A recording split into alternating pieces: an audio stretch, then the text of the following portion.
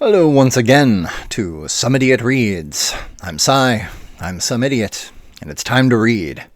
Or, well, it's time for me to read, and you can give a listen. Or you can go on over to what we've got today, more of Coyote Wallace's amazing Dispatches from Appalachia, and one that was released literally yesterday as of the time I'm recording this. So, I'm actually really happy that he got this one out there when he did, because I'm alternating weekly because I don't want to wind up blasting through everything he has all at once.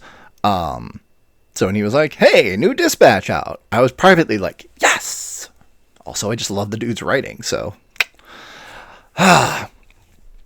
as always, I highly encourage anyone that enjoys this to please head over to his Medium page. I will have a link in the description of the video. And I do recommend, if you can do so without hurting yourself, leave a tip on his Ko-Fi. It truly helps. The man deserves it. I will point out at the end of the video, hopefully I don't forget like I have on a couple of previous ones, where the tip button is on his articles, but it will also be present in the description. So, and importantly, get it some more algorithmic love whenever you do wind up going over to his page, because I know you're going to, because you're an awesome person. Yes, you, specifically. You want to go ahead and make sure that you give him a follow. That will absolutely help as well. And make sure when you're done reading the article, or, if you've just given this a listen, go over, give it a clap. That's also a nice thing to do. But what we are going to go ahead and read today is his latest, which is Due Process, a lesson from the ghosts of Mingo County. And before I go, real quick, mute my phone because it's gone off a couple of times in the past. All right. Due Process, a lesson from the ghosts of Mingo County. As always, beautiful coyote, captioned, "Buckle up, brother." Okay, here we go.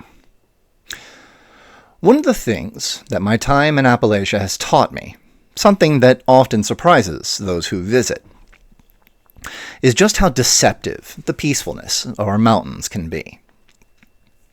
Here, as spring creeps towards summer, the air is sweet. The hills wear every shade of green that our Creator ever conceived. We are blessed with natural musicians, like the rose-breasted grosbeak. Grosbeak? I know I mispronounced this. Brown thrasher and red-eyed vireo, whose concerts are played among the tall poplar trees and old oaks where they make their homes. At night, when the stars are laid out like jewelers' diamonds on the black velvet of the sky, the coyotes sing their timeless love to the moon, and fireflies dance among the corners of the world that have never been soiled by electric light. Porch sitting is still a favorite pastime for many in Appalachia, and if you travel through our hollers, hills, and valleys, it is not uncommon to see people sitting out and watching the world pass them by. They are good people, mostly, honest and salt of the earth, descended from those who either stood against King Cole or were forced to bend their knees to his desires. They were frontiersmen once, miners and timbermen, bootleggers and wild hearts who could not abide the encroachment of a civilization they had no taste for. Now they are the forgotten children of a nation that remembers neither their culture nor their history, no more than many of them do. Bottom of the country in jobs, bottom in opportunity, bottom in everything but cancer and black lung. The mountains that surround us, and to which we are eternally tied, are older than any one people who have ever claimed them. They are older than King Cole, older than the waves of immigrants who once stood in the shadow of the mines and wondered if they would ever see daylight again. These mountains are older than the UMWA that saved the miners, and older than the Melungeon people who faced eradication at the hands of the eugenics movement. They are mighty. They are dark. They once stood at the bottom of a great sea, and they shall stand long after I, and these words, have been turned to dust by time. What follows is a picture of the Appalachian Mountains of Kentucky on a foggy morning, which, brief side anecdote, that is a truly beautiful image. Wonderful selection of that. And the few times that I actually have driven north-south, going from one home to another, visiting my parents back down in Florida when they still lived down there. But I had the pleasure of driving through the Appalachians early in the morning, and it is just as beautiful in the thick of it. It is truly unique among anywhere I've been across the entirety of this country, and I've been a lot around this country. So, I'll tell you another thing about these peaceful mountains, old son. These mountains have a memory. These mountains collect the ghosts of men. They recall with a clarity undiminished by the efforts of the wicked to obscure the truth. Their clarity, both curse and gift, lends itself to remembering nights of blood and fire, of struggle and pain, when tears of joy were as rare as diamonds in a coal mine, and tears of sorrow were more common than rain on the bluegrass of Kentucky. A time when a crooked president and a host of politicians who had sold out their soul, or who had sold out the soul of their country to align themselves with the barons of industry, rained bombs down upon good men. A time when immigrant workers, who had fled starvation, oppression, and unimaginable hardship, were treated as though they mattered less than the pit ponies that hauled the coal. Even as King Coal stripped the mountains of their beauty, even as they dynamited down rock faces and turned ponds and streams into poison slurry, the mountains still remembered the gun thugs. They still knew the names of Sid Hatfield and Mother Jones. The mountains, for all they had endured, still gave shade and succor to those who remembered the ones buried in their lightless depths. Those who had fallen not just for the cause of labor, but for the cause of human dignity. Our president and the swine who follow him through the gates of hell have decided they no longer need to give due process, that our country, now in the grip of tyranny, must abdicate all claims to decency by not even affording the accused their day in court. They are taken, accused of crimes they did not commit, and locked away in El Salvador, far from the light of freedom, justice, and basic humanity. Well, you know what else the mountains remember? We remember all of our people who were locked up without trial or due process. It follows as a picture of Mother Jones, arrested for the crime of labor organizing in Charleston, West Virginia, at the age of 80, requiring an armed guard. Fill your hands. My name is Coyote Wallace. This is the Dispatches from Appalachia, and today I'm bringing you Due Process, a lesson from the ghosts of Mingo County. Mingo County, the mighty and the miners who fought them. What follows is a picture of Mingo County today. Mingo County, West Virginia, today is a lovely place with a population of roughly 23,568 people from all walks of life. Williamson, the county seat and its largest city, struggles with many of the same problems that plague all of Appalachia. Drugs and poverty are rampant, and the fentanyl epidemic continues to ravage the young and old alike.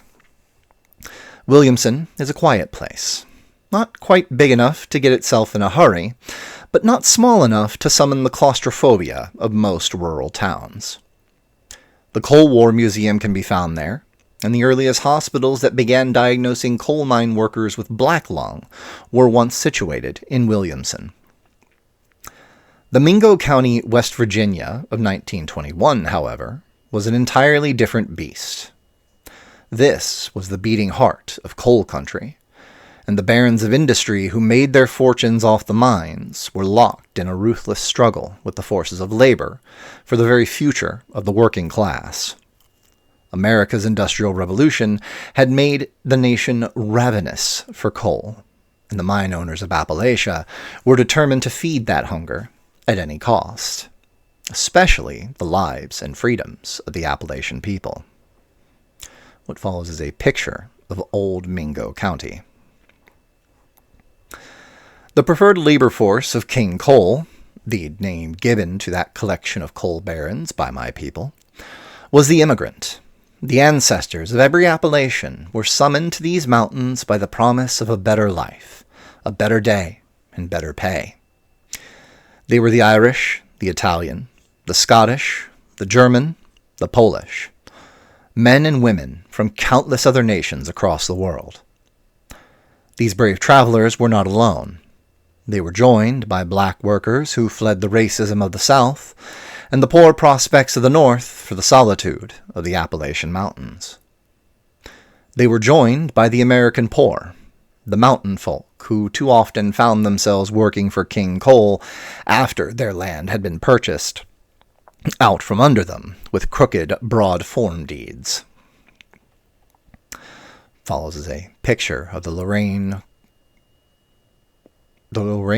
Coal Dock Company, Laredo Coal Miners, April 1918. The coal barons worked their labor force like dogs and paid them not in money, but in cheap coal scrip that could be spent only at the company store. They placed armed guards outside of the mining camps, forbidding coal miners from leaving those camps without permission.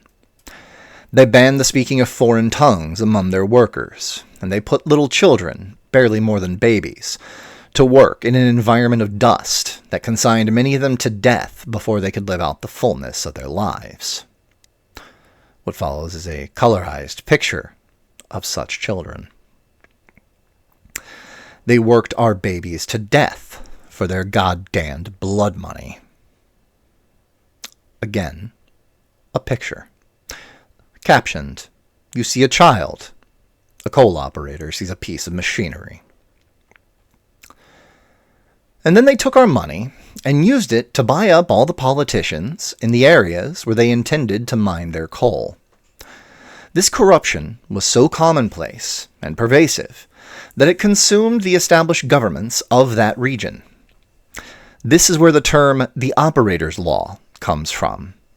The government of the United States of America, at least on a local level, had been purchased wholesale by oligarchs, and no man, woman, or child of Appalachia was truly free. What follows is a picture of miners held at gunpoint by state police. We were no longer citizens of our country. We were mine machinery that could talk. There was one thing that the coal barons feared more than anything in the world, and that was the formation of labor unions among their workforce. 1 year before the first major demonstrations, strikes were being called by union miners. The response of the coal operators to these labor unions was swift and bloody. The Baldwin Felts Detective Agency, along with private hired gunmen, state police officers whose loyalty had been attained when King Coal took over, and even the United States National Guard, were all to be used to crush any attempt at unionization. This mission was to be completed at any cost in blood or humanity. Homes were dynamited in the dead of night. Good men were shot dead in the streets. Beatings, rapes, and murder became the native tongue of the coal operators' henchmen. We came to know them as gun thugs, the agents of the operator's law, and the red right hand of King Coal. The strikes were not just met with violence. They were met with near unimaginable hardship as well. While the UMWA did its best to provide for the striking miners, many of them were forced to go without food or even the coal they once dug to heat their homes. Those rendered homeless by the machinations and cruelties of the coal operators were forced to survive in tarp tents provided to them by the unions and donations. The only way they could endure was to pull together, work together, form communities, and rely not on the systems controlled by oligarchs, but on the bonds of brotherhood forged miles deep in the black depths of the mines. What follows is a picture, the Washington Times. Full disarmament impossible. Harding. Air fleet ordered to West Virginia battlefield. Aviators will drop bombs on marchers. This was the Mingo County of 1921. This was the world the Appalachian people had known since the first mine opened in our mountains and the first rich man heard the siren song of King Cole's court. This was the land of coal dust and empty bellies. This was the time of secret meetings. This was the year the mountains would burn with the righteous fire of free men seeking an end to the abuses of their dignity and the threats to their families. The 100 Who Stood follows as a picture. A contingent of miners on their way to Mingo County to protest inhumane conditions in the mine camps. There have been so many battles in the Coal War, beginning with the Coal Creek War, that to name them all here would do no justice to the bravery of the men who bled on those mountainsides. The cause of freedom and humanity was at odds with the cause of the American capitalist. The miners, now rallying beneath the banner of the UMWA, demanded not only an increase in their pay and safer working conditions, but also the end of child labor, the end of paying men with coal scrip rather than real money, and, most importantly, the end of the gun thugs. It follows another picture, the state militia firing upon miners at Coal Creek. They were organized by leaders like Mother Jones and Frank Keeney, fearless souls who ventured into the depths of operator-held territory and faced bullets, handcuffs, and rope for their trouble. My people may have been starved for hope, but many had fought in the World War, and the mines had demanded of them that they be quick studies. The people of Appalachia saw a path to rid themselves of these low men and their schemes. We set to learning the way of solidarity. Quote, "Everyone is the same color in a coal mine." End quote. What follows is a picture. At one time, more than 25% of West Virginia's labor force was made up of black coal miners. The divisions that had existed between us began to fade. While the boss man counted his money, the labor unions began to weave together and cross cultural lines. A truth, held like a lantern in the dark, shone its light across the faces of all those who had known the boot on their throats. We may not all have liked each other. We may not have all agreed. We may have thought one another strange, crazy, or not the sort we'd invite to dinner. But we understood real quick that there were only two types of people in this world, and they sure as hell weren't black and white. No, sir. You were either a Union soul, or you were on the side of the gun thugs and the coal operators, and that was the only division that mattered. Unfortunately, however, this binding together of so many people began to rattle the cages of those in power. The gun thugs had been imbued by the state of West Virginia with the full legal authority of law enforcement officers. They were armed not just with machine guns and automatic rifles, but with blank warrants issued by corrupt judges. They could enter any home on mine-held lands. They could evict any man and his family from their house at any time for the suspicion of Union activity. And they executed Appalachian men and women for no crimes greater than the hope for a better tomorrow. And they were unleashed upon us in a great frenzy, and their plans for crushing the labor unions were steeped in blood and the stench of death. What follows is a picture of two giant steaming piles of, Baldwin Felt's gun thugs posing after strike breaking. The tipping point came with the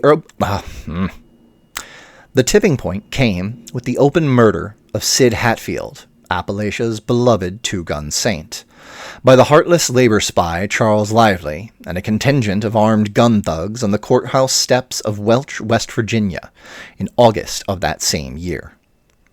Sid Hatfield, the chief of police from Mattawan, had fought the gun thugs in an open battle that left 7 of their number dead, including Albert Feltz, co-owner of the Baldwin Feltz Detective Agency. He refused all attempts to be bought out. He refused to bend the knee to King Cole. So King Cole executed him in broad daylight, in front of our people, to show that they were above the law. What follows is a picture, Sid Hatfield's funeral. Pay attention to the expressions, and you can see what's coming. Hatfield was a known sympathizer of the unions, and it's said he even led raids on a non-union company camps to steal medical supplies and food for those going without. Not content with taking the breath of our babies, King Cole had taken our hero, our saint, and butchered him in front of his wife while she begged for mercy in our streets. The law did not answer us. The law did not care. The law failed, for it had been purchased by oligarchs and coal barons, who gloated and laughed at the fact that the man once known as Smilin' Sid had to be buried in a closed coffin so that his people could not even look upon him in death. 100 coal miners volunteered to march on Williamson peacefully as representatives of the UMWA, the United Mine Workers of America, and the miners' cause. They would destroy no property, cause no civil unrest, and hoped to appeal to the reason of those in power. This march would be dangerous. There were no television cameras to hold the gun thugs at bay in those days. And to march was to openly declare yourself a Union coal miner.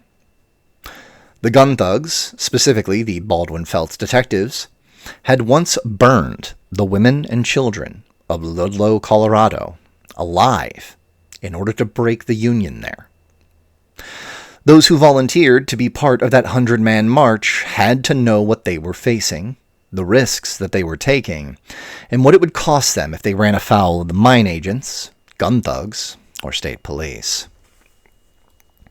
What follows is a picture of Ludlow, Colorado, after Baldwin Feltz detectives and the National Guard burned women and children.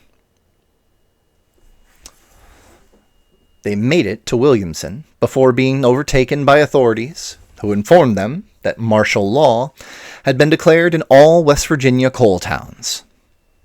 These were peaceful men, good men, the kind who would risk their lives to do what was right, to prevent further bloodshed, and appeal to the better nature of those in power. They were not charged. There was no formal charge to hold them. Nor were they afforded the right to know when they may stand before a judge. This was not the first time a miner or organizer had been arrested or held on flimsy charges, but rarely had the coal operators been so brazen in their disregard for the most basic of American principles, the right of due process. Those 100 brave souls were at the mercy of the cruelest men to ever walk the mountains, in a place that saw less light than the pits they once worked. The coal operators had stolen the breath from our children's lungs and replaced it with black dust. The gun thugs had spilled the blood of our best, our heroes, our brothers, our fathers, our mothers, our sons, and our daughters. We had given them our lives. We gave them our cultures. We gave them our years in exchange for scraps not fit to feed dogs and homes with holes in the walls big enough to see daylight through. We gave them family members who never saw daylight again. We gave them our broken backs, our missing fingers, our white damp flattened lungs, and the blood in our coughs. The coal miners went, in good faith, to seek reasonable and humane treatment, and the rotten bastards decided they still had not taken enough. So they would take our liberty and treat us not as American citizens, or even as men, but as if we were stray dogs to be rounded up or shot in the street. This would not stand. What follows is a photo. The redneck army pauses for a photo. Some of them were still boys. 10,000 strong. Follows as a picture. Appears to be, I'm not personally positive, but from what I can tell of it, looks to be a emblem of the United Mine Workers of America, organized January 25th, 1890. One and indissoluble. Not a word I use that often. When word reached the Union miners that their brethren were being held without trial and were currently at the mercy of the gun thugs, the response was as swift as it was iconically Appalachian. Organized by no one man, and in blatant defiance of not only Mother Jones, but of their own Union leaders, the miners of Appalachia began to stir from their dream of peaceful resolution. A quiet thunder began to rumble in the valleys where the sun barely touches, and in the coal camps where the grass had been trampled into nothing but mud. A rumble built in every heart, from Harlan, Kentucky to Richmond, Virginia. The hills themselves came alive as men and women poured from their homes. King Cole had made a horrible miscalculation. What follows is a picture. Redneck Army forces seize machine guns and turn their operation over to the black miners who fearlessly charged them. The Union miners began to coalesce and move towards Williamson, growing in numbers with each passing moment. They armed themselves with whatever they could find, many of them donning the helmets they had once worn to battle during the First World War. Helmets that had traveled all the way from the Argonne and were now once more worn into battle in the mountains of West Virginia. They seized trains loaded with military rifles and supplies, swarmed over company stores, and used the goods inside to create the hospitals that would follow behind them. They organized themselves into columns and divisions, and they made clear their intention. They knew each other by the red bandanas they wore, and this is the true origin of the term redneck, before it was appropriated and twisted by those who corrupt the original meaning in service of pandering. The miners held without trial would be released, or 10,000 of their brothers and sisters would descend upon Mingo County and hang Sheriff Don Chafin from the tallest sour apple tree they could find. They would give our people their freedom. They would treat them as American citizens.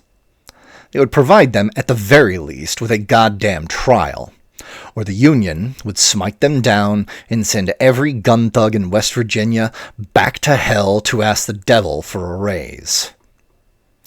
We are the children of Daniel Boone. What follows is a picture of Daniel Boone. We are the descendants of Bad Frank Phillips. Another picture. We are raised on the tales of Devil Anse Hatfield's solutions and Randall McCoy's fondness for ropes applied to criminal necks. What follows is a picture of those two fine gentlemen. We had been educated by our king, well educated at that, on the temporary nature of our lives. For if a man can mine coal, he has no fear of the gun. The mountain is much more terrifying than any bullet when it groans and pops above your head. Our king had let his gun thugs be our tutors and teachers, and after all those years under the boot, my people finally learned to speak the same high-caliber tongue our oppressors did. Sheriff Don Chafin and his men set up 2 machine gun nests, armed themselves with Thompson submachine guns and Browning automatic rifles, and waited on the miners at the border of the town of Logan. Chafin, a miserable man despite all the money paid to him, declared that any redneck he saw that day would be shot dead rather than arrested. He had the guns, but the newly minted redneck army had the numbers. And it is said that Don Chafin, his soul as black as the coal my ancestors dug, offered a prayer when he saw the 10,000 miners marching his way. What follows is a picture. Machine gun nest, placed by Don Chafin and his men to kill Appalachian coal miners. An alliance of immigrants, the poor, African Americans, women, and all free Americans who had grown tired of tyranny and who were once more called upon to stand and fight against a king. A single force made up of many dreams and many more hopes that no longer cared for race, country of origin, or traditions of old. Not a single one of them was there that day for personal gain, fame, glory, or any reason beyond the fact that the abuse of power had to end. Those men had to be set free, or this wasn't America anymore. Eli Kemp, a black man only 23 years old, was the first person to lay down his life that day, torn to shreds by the machine guns that opened up on the columns of miners as they marched towards Logan, West Virginia. His body was left to lay in the dust of the road as men scrambled for cover, and the Battle of Blair Mountain began to unfold. This was the largest armed uprising in American history outside of the Civil War. What follows is a picture, weapons and ammo, stored in preparation for the slaughter of 10,000 men by dishonorable cowards. The miners fled to the mountain, with Red Thompson, another black coal miner, leading the charge against the machine gun nest that rained death all around them. Once the miners had the mountain, they had the terrain, and for 4 days and nights, King Cole sent his gun thugs up to Blair Mountain.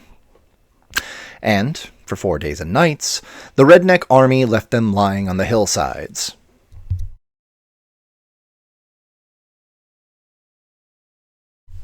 I at least had the wherewithal to mute myself for that coughing fit. The gun thugs had learned to shoot women and children, but the redneck army had learned to shoot squirrels with single-shot rifles to keep from starving in the cold. The losses were so great that the Baldwin Felts Detective Agency would never recover. President Warren G. Harding, a staunch ally of King Cole, grew frustrated with the inability of the mine operators to stifle the uprising. He authorized the use of bomber planes, a new technological development in warfare, to drop 2,000-pound bombs and mustard gas upon the miners who had taken Blair Mountain.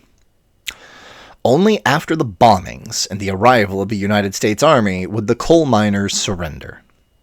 Many of them refused to fire upon soldiers, as they themselves were veterans, and believed that the officers would treat them more fairly in their surrender than the gun thugs. What follows is a picture of bombs and gas being loaded onto Black Death No. 5 before a lethal strike on coal miners. And the 100 held without trial? While the miners ultimately lost the Battle of Blair Mountain, their uprising briefly captivated the American public. This attention and scrutiny forced capitulation by King Cole, and not only was martial law ended, but the practice of hiring gun thugs and strikebreakers was officially outlawed. The right to assembly was restored to the people of Appalachia, as was the right of every man to join a union if he wished, without fear of death or violent reprisal. Even in their defeat, the Redneck Army had won. Even in death, they were triumphant in a way that King Cole and his minions could not touch. They stood. When the time came, when their brethren needed them, when the chips were down and the night was long, they stood against tyranny, against corruption, against brutality and inhumanity. The great garden of freedom had been watered with the blood of the Appalachian coal miner. Due process had been restored. Your future is our past. What follows is a much more recent photograph. Men denied due process by the current administration. What follows, dear Coyote fam, is an address to those who may believe that our president's decision to send folks away without due process will not affect them. I apologize in advance if I become colorful in my remarks. Like my ancestors, I become mighty combustible when I hear talk of those who would treat the sacrifice of my people as a small thing. I get rightly cantankerous when I hear of this awful crime against not just the victims, but the very spirit of America itself. My entire culture was built by immigrants that the rest of the country didn't seem to want. And you would disrespect their memory by tossing innocent people in a foreign jail far away? You rat bastards and yellow dogs have a lot to answer for. We are a people of laws. We are a people of justice, reason, and compassion. We do not champion the methodology of tyrants, and we do not bend our knee to them either. Shame on all who could stand by and allow such ugliness to be born once more into this world. Shame be upon those who flew the planes. Shame be upon those who filed the paperwork. Shame be upon those who placed the cuffs around their wrists and dragged them from their families. What follows is another picture, speaks for its fucking self. You are low men of little character, the sons and daughters of scabs who licked the boots of the gun thugs for a few extra crusts of cornbread. The stink of your fear sickens and turns my stomach. The garbage stench of your bigotry offends me. And I have heard better arguments from drunks and fools than what falls from your master's lips. J.D. Vance, you call yourself an Appalachian while allowing this? You dare? You fucking dare? What manner of Appalachian would have sided with the gun thugs, Mr. Bowman? His real name. If he dead names my trans allies, I will dead name him. What manner of Appalachian would spit on Sid Hatfield's grave in order to please a Yankee real estate man that wouldn't know blue slate from black coal if you crammed a steam loader up his ass? There is something in our blood, sir. This is something woven into the fabric of who we are. You cowardly traitor. A picture. Hatfield and Keeney would like a word, old son. When you count Peter Thiel's money, do you ever stop and think that Sid Hatfield would lay you low in the street? Does that dawn upon you or your followers? Does it ever occur to you that while you may or may not be pouring baby oil on a love seat, that you would have been standing beside Sheriff Don Chaffins, planning to machine gun down American citizens so you could lick a little boot? Now I say to you, my friends and Coyote fam, we find ourselves in dark days. The right to due process, guaranteed by the 5th and 14th Amendments of the U.S. Constitution, ensures that individuals are treated fairly by the government and cannot be deprived of life, liberty, or property without proper legal proceedings. We, as Americans, can never allow those basic precepts to be undermined. If there is even one among us who may be deprived of their liberty, then none of us have liberty. If any of us can be vanished away in the dead of night to a foreign prison without due process, then all of us surely will be. A clip. The Fifth Amendment to the U.S. Constitution. No person shall be deprived of life, liberty, or property without due process of law, nor shall private property be taken for public use without just compensation. The cause of not just solidarity, or even the American dream, but of human decency itself, is in the dire need for each of us to do our part. We must stand united. We must join hands in solidarity and fight shoulder to shoulder with allies who may seem strange to us, or even imperfect in their manners. We must do this not for ourselves, not for our children, not for our country, but to prevent an even greater blight and atrocity from being thrust upon this world. For without due process, the wheels of justice become the grinding stones of fascism. Jails become death camps for political rivals. Policemen become executioners.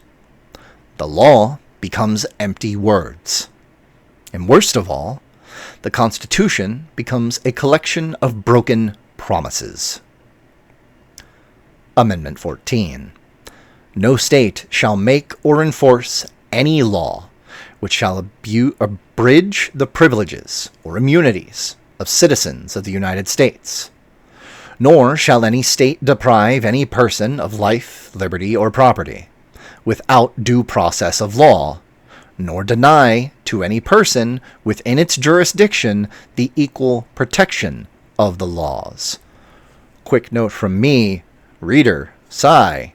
Note how it says, any person. I'm going to come back to that in a moment. Stand together through this long night. Fight with your heart and your mind. Solidarity forever.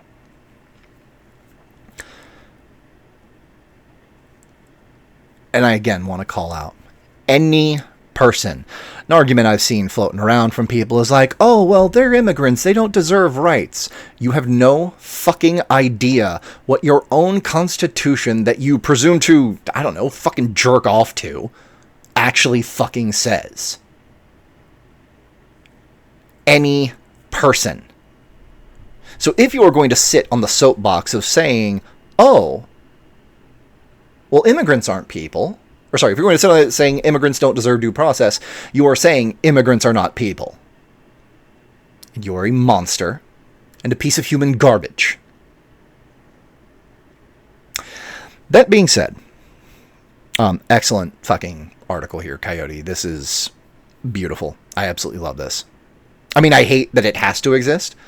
That part sucks, but you've, as ever, captured this amazingly well. I hope I have done at least a portion of justice reading it as this richly and rightly deserves.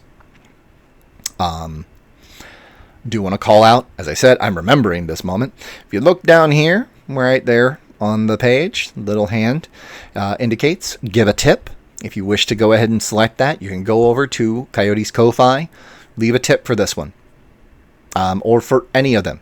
It doesn't matter. I mean, if you can spare even $1, cool. And if you can't, that's okay too. Dude, we're all fucking suffering down here. It's completely fucking understood if you can't spare it. But if you can, do so. And if you can't, boost signal. Drive more traffic this guy's way. This shit is awesome. Again, sucks that it has to fucking exist. But speak to fucking truth, my dude. Absolutely love you for that.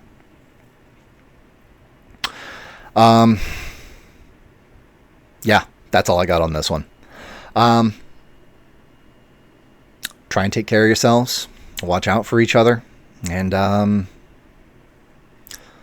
catch you guys around on the next one. Next week, I know, is going to wind up being the last for Emma Goldman's Anarchism and Other Essays. It's going to be chapter 12 out of 12.